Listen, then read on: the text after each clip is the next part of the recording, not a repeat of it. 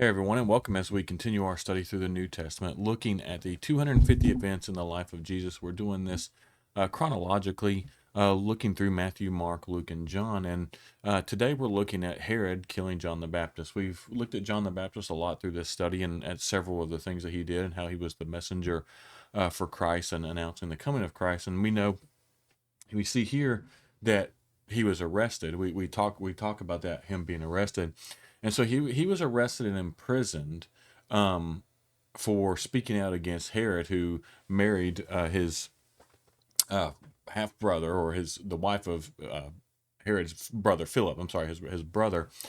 And so John went around saying that, telling Herod it's against the law for you to marry her. Herod wanted to kill John, but he was afraid of a riot because all the people believed John was a prophet. So he had been sitting in jail, and he he respected John. He did have some respect from there. And so what happened, though, as we see in Matthew and Mark, is that at a birthday party for Herod, Herodias' daughter performed a dance that greatly pleased him. So this is kind of his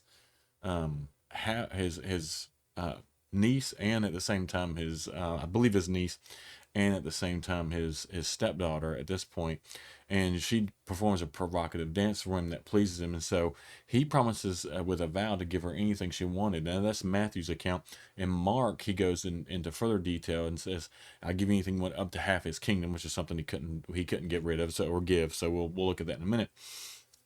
So, but the mother urged and told her, said, "I want you to ask for the head of John the Baptist on a tray." And so he regrets obviously asking or letting her know that. And so, but with him being and making this vow in front of all these guests, he had to do that. So John was beheaded in prison, and his head was brought to him on a tray and given to the girl, who took it to her mother. Then later on, John's disciples came and got his body and buried it, and then went on and told Jesus what was happening. So yeah, this is an unfortunate ending for John the Baptist. And one of the things we're going to see, and if you look at a lot of the historical accounts, not so much biblical, but a lot of the historical accounts of a lot of the apostles, this was a lot of their endings: death, crucifixion, beheading, those type of things. And so we look at this and we're like, why would God allow this to happen to John the Baptist? The one that he knew, even Jesus, I mean, this was one of the greatest prophets, to come, and who announced the coming of Jesus, was dedicated, was faithful,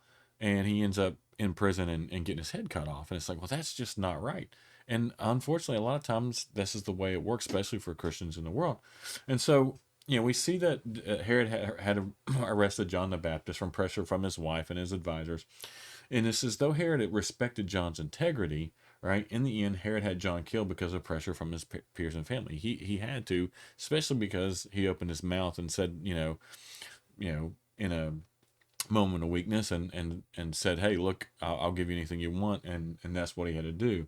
And so, what you do under pressure often shows what you're really like. And this is that's what happens with him. And as a ruler under Roman authority, right? He had no kingdom to give, so that was he knew there was nothing. Rome owned it. He was just working for Rome at this point, and so they understood he didn't have a kingdom to give, but it was basically a way of saying, "I'll give you whatever you want."